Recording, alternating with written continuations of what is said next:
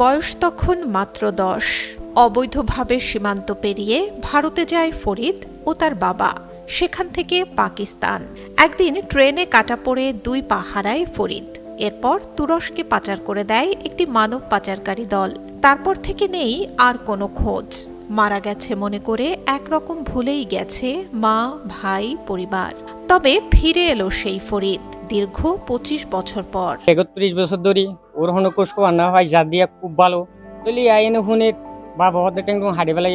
কুল অ্যান্টিপারস্পিরেন্ট deodorant stick, যা আপনাকে দেবে 24 ঘন্টা পর্যন্ত ঘাম থেকে সুরক্ষা। 18 আগস্ট ভোরে তুরস্ক থেকে ঢাকার হযরত শাহজালাল আন্তর্জাতিক বিমানবন্দরে পৌঁছায় একটি ফ্লাইট। নেমে আসে মোহাম্মদ ফরিদ। কিন্তু দীর্ঘ 25 বছর পর দেশের অনেক স্মৃতি হারিয়েছেন তিনি। বলতে পারছিলেন না নিজের পরিচয় বা ঠিকানা, শুধু বলছিলেন মা বাবার নাম আর ঠিকানা উখিয়া, কক্সবাজার। এমন পরিস্থিতিতে ব্র্যাকের মাইগ্রেশন ওয়েলফেয়ার সেন্টারে ফরিদকে হস্তান্তর করে বেসামরিক বিমান চলাচল কর্তৃপক্ষ। এরপর স্থানীয় জনপ্রতিনিধিদের সহায়তায় তার পরিবারকে খুঁজে বের করে মাইগ্রেশন প্রোগ্রামের কর্মীরা। তুলে দেয়া হয় ছোট ভাই সৈয়দ আলমের হাতে।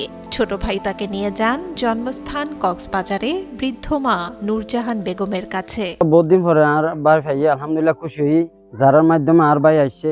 আর ভাইয়ের ডাহাতু ওই বিমানবন্দরের পাশে হাজি ক্যাম্প সামনে ওই ব্যারাক অফিস আছে, ব্যারাক অফিসে তোমার বাইরে যাইলে আসি গই।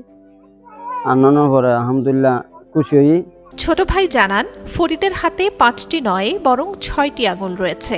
বাড়তি সেই আঙুল দেখেই ফরিদকে শনাক্ত করে তার পরিবার। জীবিত আছেন তাদের বাবাও, রয়েছেন পাকিস্তানে। এত বছর পর সন্তানকে কাছে পেয়ে আবেগ আপ্লুত হয়ে পড়েন ফরিদের মা। যে সন্তানকে মৃত ভেবে শুধু স্মৃতি নিয়ে কাটিয়েছেন এত বছর, তাকে জীবিত দেখে কান্না যেন থামছেই না তার। ফরিদ জানায়, পাকিস্তানে যাওয়ার পর ট্রেনে পা কাটা পড়লে 2 পাই কেটে ফেলতে বাধ্য হন চিকিৎসকরা। পরে উন্নত জীবনযাপন ও চাকরির প্রলোভনে তাকে তুরস্ক নিয়ে যায় একটি পাচারকারী চক্র। সম্প্রতি তাকে আটক করে বাংলাদেশে ফেরত পাঠায় তুরস্কের কর্তৃপক্ষ। আমি গেছি বাবা লয়ে যা আব্বু লয়ে যা আমি হামতাম করিয়ে না আপনার ঘর বাড়ি বানাই গেলে গেছি।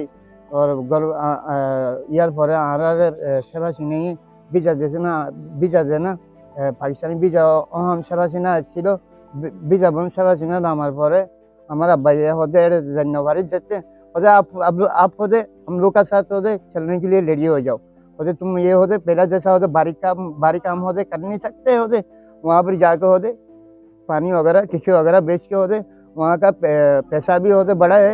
ব্র্যাকের সহযোগী পরিচালক শরীফুল ইসলাম জানান, গত 8 বছরে ফরিদের মতো 164 জন প্রবাসীকে পরিবারের কাছে নিরাপদে হস্তান্তর করা হয়েছে। তবে শুধু পরিবারের কাছে ফেরানো নয়, দীর্ঘমেয়াদে আরও কিছু করতে চান যাতে ঘুরে দাঁড়াতে পারে ফরিদ।